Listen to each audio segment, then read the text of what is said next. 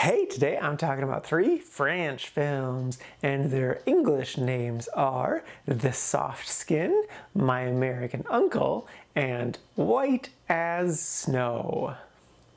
First up is The Soft Skin.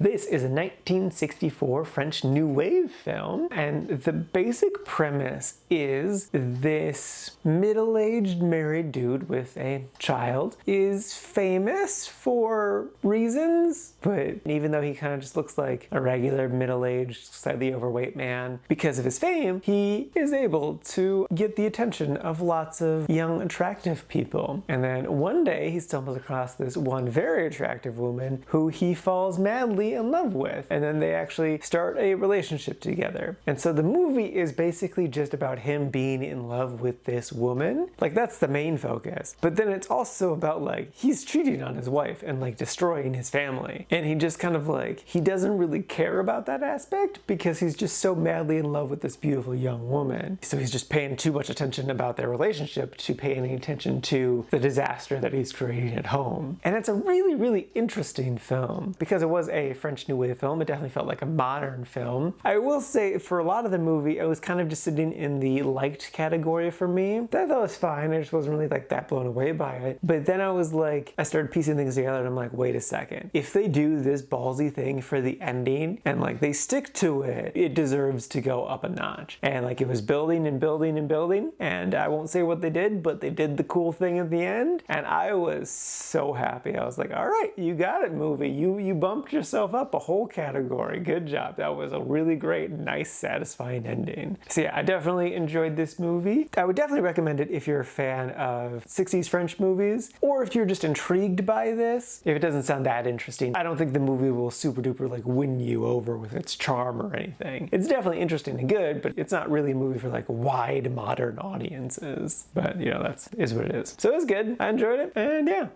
Next up is My American Uncle. This is a 1980 film, and it is a very, very French film. By that I mean it is incredibly philosophical, and it does not hide the fact that it is incredibly philosophical. And like, it's also a difficult watch because the first 30 minutes of this film is just straight exposition dump. Like, they want you to know the detailed history of all 3 of our main characters, plus a brief history of the narrator. And like, it was interesting, but difficult. The premise is there's 3 characters, 2 men and 1 woman, and the woman and one of the men kind of share one of the storylines, and the other man has the other storyline by himself for like 98% of the film, and then the woman kind of switches over to his storyline right at the end to dramatically affect it, but it still seems weird that we had his whole storyline this entire time that was very disconnected. I don't know. I definitely didn't get this film, but I did still like it and enjoyed it. Like, once it got past the information dump, it was essentially a regular movie and I understood what was going on. I really don't have anything like deep or philosophical to say on it. It was hard. It was so much like schoolwork because it was difficult to get through, but you feel satisfied with getting through it, but you don't necessarily retain the most stuff from this particular exercise, if that makes sense. So yeah, so I liked it. I don't recommend it unless like you really want a philosophical movie that's difficult to get through. But you're a weird person if that's what you want, but I guess I won't judge you because to each their own. So yeah.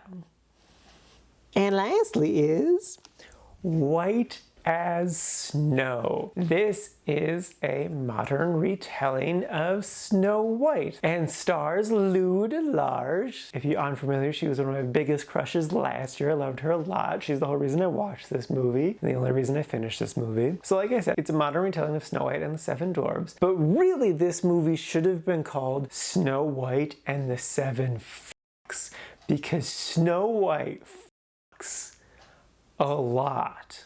She has sex with all the dwarves. Well, mostly. Some to a lesser degree, but there's definitely sexual tension between her and all of the dwarves. And it's weird. The whole reason that the evil stepmother wants to kill Snow White is because everyone in this movie wants to have sex with Snow White. So therefore, she must die. And when I say everyone, I legit mean everyone. Like, except for the evil stepmother and then the assassin character. Everyone else is super thirsty movie and does not hide the fact that they want to bang Lou. Like, I get it. She's gorgeous. But like, that's not really a good premise for a movie. That's a good premise for a porno, but that's not a good premise for an actual feature-length film. God, I really wanted to shut this movie off because it's real bad, but I'm just like, but there's Lou. She's so pretty. I have to keep watching. And I did. And I will also say this movie had surprisingly gorgeous landscape shots. It was filmed in a section of France I've never seen on film before, and it's gorgeous. But like, when half the movie is gorgeous landscape shots and the other half is the plot of a porno, it's not surprising that they don't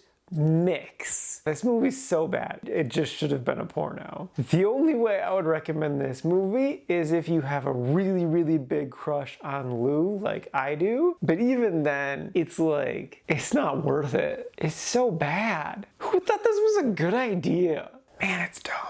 Alright, today now for today's rankings. First up, we got The Soft Skin, sitting number 34 in the quite like section. And then not too terribly far behind that is My American Uncle, sitting at number 40 at the top of the liked section. And then bringing up the rear, rightfully so, is White as Snow, sitting at number 56 in the meh category. It is in that special section of meh where it should have rightfully gone into the didn't like section because it's a bad movie. But there is one or multiple very attractive people in the movie that make it so I can't put it in the didn't liked category because they're attractive, and attractive people get special treatment. And this is a total of 66 old movies so far this year.